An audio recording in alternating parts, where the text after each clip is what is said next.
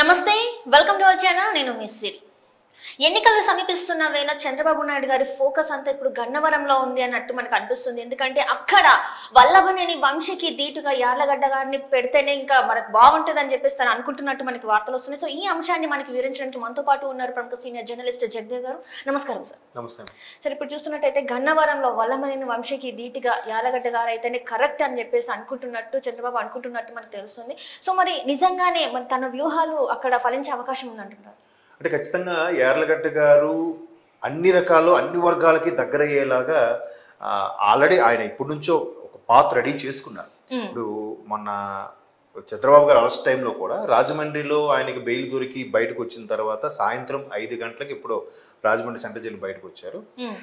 Next day early hours 5-6 కల్లా Vijayawada reach అయ్యారు. Just hardly ఒక 200 సంథింగ్ 100 కిలోమీటర్స్ 180 కిలోమీటర్స్ డిస్టెన్స్ని అంతసేపు చేశారంటే దారి పొడుగునా జనాలు నీరాజనం పట్టడము చాలా హైప్ రావడము. అయితే వచ్చిన వీళ్ళందరికీ కార్యకర్తలందరికీ కూడా రకరకాల అరేంజ్మెంట్స్ చేయడము అన్నీ వాళ్ళకి సపోర్ట్గా ఉండడం అన్నీ చేశారు యార్లగడ్డ గారు.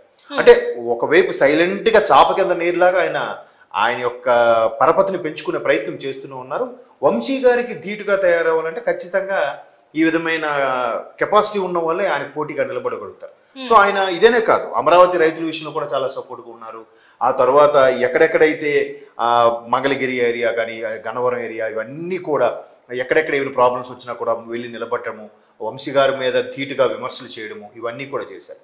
సో వంశీ గారు అనేది ఇది సెకండ్ టైం అనుకుంటా టీడీపీ తరఫున గెలవడం 2014 గెలిచిన తర్వాత 14 అంటే ఆల్మోస్ట్ 2019 ఎన్నికల ముందు జగన్మోహన్ రెడ్డి గారు ఇలాగే పాదయాత్ర గట్ట వెళ్ళేటప్పుడు వంశీ గారు ఆ పాదయాత్ర ఎదురుపడితే ఆయన కౌగిలించుకోవడం అప్పటి నుంచి ఒక రకమైన టాక్స్ అయితే ఉండేవి. వంశీ గారు వైసీపీ మొగ్గు చూపుతున్నారు. And more over Kodali Nani గారు ఈయన మంచి ఫ్రెండ్స్, మరోవైపు ఆయన పేరు వంగవీటి రాధా గారు కూడా మంచి ఫ్రెండ్స్ అనే ఉద్దేశంలో సో వీళ్ళు కొడాల నాని గారు వాళ్ళని బాగా లాగే ప్రయత్నం చేస్తున్నారు. ఈయన వైసీపీకి వెళ్ళిపోతారు అనుకున్నారు. అలా అనుకున్నట్టుగానే ఈయన అనూహ్యంగా టీడీపీ మీద కానీ చంద్రబాబు నాయుడు గారి మీద వంశీ గారు కొన్ని రకాల వ్యాఖ్యలు చేయడం సో అది వైసీపీలోకి వెళ్తారన్నట్టుగా ఫిక్స్ అయింది.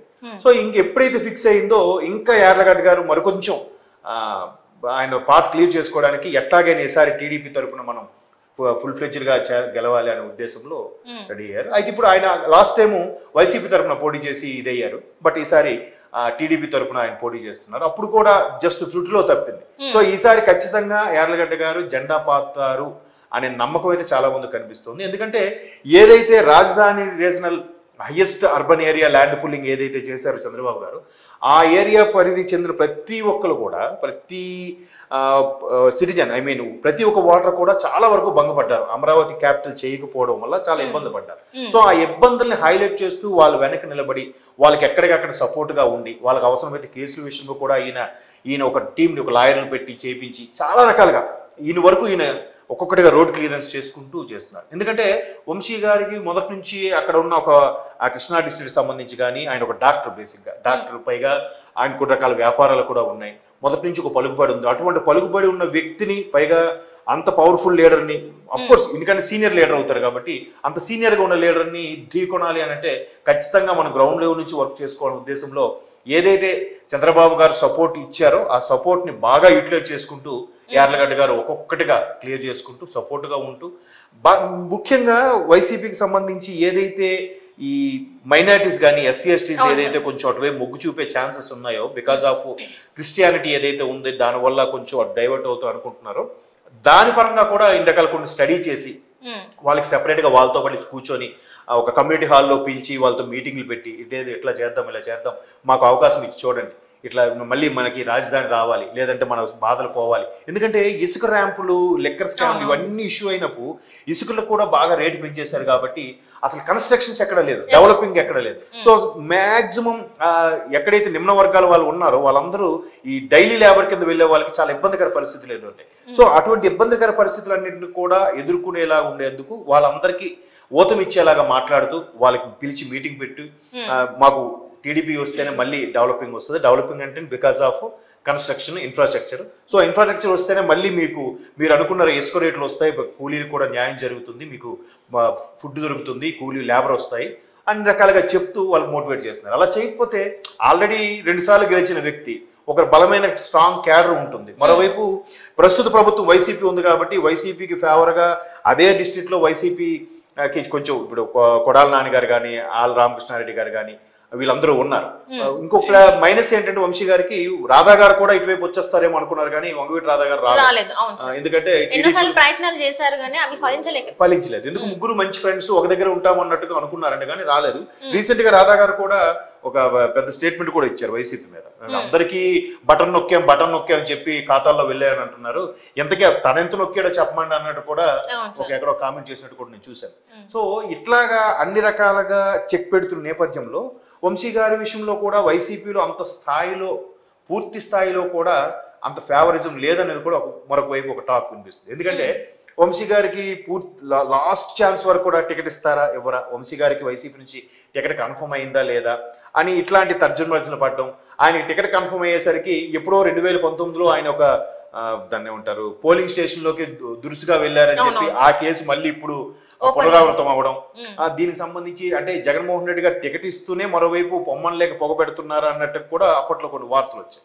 సో ఈ అన్నిటి అంశాల మీద వంశీ గారికి ఇప్పుడు ఏదైతే అమరావతి రీజన్ లో ఉన్న ఏరియాలన్నీ కాబట్టి అక్కడ కొంచెం ప్రజాదరణ తగ్గిందని అనుకోవచ్చు. అది ఇక్కడ యార్లగడ్డ గారికి ప్లస్ అయ్యే అవకాశం కనిపిస్తుంది. మరోవైపు కూడా చంద్రబాబు గారు పూర్తి స్థాయిలో నమ్మి ఆయనకు సపోర్ట్ ఇచ్చి ఆయనకి లేపే ప్రయత్నం చేస్తున్నారు కాబట్టి అధిష్టానం నుంచి కానీ అధినేత నుంచి కానీ పూర్తి స్థాయి సపోర్ట్ ఉంది కాబట్టి ఖచ్చితంగా యార్లగడ్డ గారికి ప్లస్ అయ్యే అవకాశం ఉంది. లాస్ట్ టైం కూడా స్వల్ప వేరియేషన్ తోనే ఓడిపోవడం జరిగింది. అంటే ఇక్కడ చూస్తున్నట్టయితే ఆల్రెడీ వల్లభనేని వంశీ గారు టీడీపీ నుంచి బయటకు వచ్చి వైసీపీలో జాయిన్ అయ్యారు. అంటే అక్కడ గెలిచిన కూడా ఇక్కడ ఈ పార్టీలోకి వచ్చారు. కానీ ఇక్కడికి వచ్చిన తర్వాత చాలా సార్లు చంద్రబాబు నాయుడు గారి గురించి వ్యక్తిగతంగానే కావచ్చు, కుటుంబంలో ఉన్న మనుషుల గురించే కావచ్చు దూషించి మాట్లాడి స్టార్ట్ చేసిందే వల్లభనేని వంశీ గారు అని అంటారు. మరి ఇలాంటి వ్యక్తికి ఈసారి మరి ప్రజలు ఓటేసే అవకాశం ఉందంటారా? మరి అదే చెప్తున్నారు కదా, ప్రతి ఒక్కరు కూడా ఎట్లా అయిపోయిందంటే దూషించవచ్చు, విమర్శించవచ్చు, మాట్లాడచ్చు, మరి పర్సనల్ గా ఫ్యామిలీ లైఫ్కి వెళ్ళిపోయి మాట్లాడుతున్నారు. అది చాలా మంది హర్షించదగ్గ విషయం కాదు. ఎవరో ఒకరిద్దరు విజిల్ వేస్తారు, చప్పట కొడతారనే ఉద్దేశంతో కంప్లీట్ గా ఫ్యామిలీ విషయాల్లోకి వెళ్ళిపోయి మాట్లాడడం అనేది అది చాలా బ్యాడ్ కల్చర్ ఈ మధ్యకాలంలో పొలిటికల్ లో కనిపిస్తోంది. బట్ ఏదైతే నేను ఒక 2 సార్లు ఛాన్స్ ఇచ్చారు కాబట్టి ఆల్రెడీ 14లో గెలిచారు, ఇప్పుడు 19లో కూడా గెలిచారు. సో ఖచ్చితంగా మూడోసారికి ఎంత బాగా చేసినా కూడా ఒక 10% వ్యతిరేకత ఉంటుంది. అంటే ఈ కామెంట్స్ ఏవైతే చేశారో దీని వల్ల కూడా చాలా నెగటివిటీ గెయిన్ చేసుకున్నారు. అది ఎలాగో నెగటివిటీ, అదే అంటున్నాను, అది ఎలాగో నెగటివిటీ. కాకపోతే నిజంగా బ్రహ్మాండంగా ఒక గాంధీ మహాత్ముడు లాంటి వచ్చి ఎమ్మెల్యేగా వచ్చి నిలబడి చేసినా కూడా ఈ రోజుల్లో మూడోసారికి వచ్చేసరికి వ్యతిరేకత వస్తుంది. ఖచ్చితంగా వ్యతిరేకత వస్తుంది. ఆ వ్యతిరేకత వల్ల సర్లే రెండు పర్యాయాలు ఈయన ఉన్నాడు కదా, మూడోసారి వేరే ఒక ఛాన్స్ ఇద్దాం.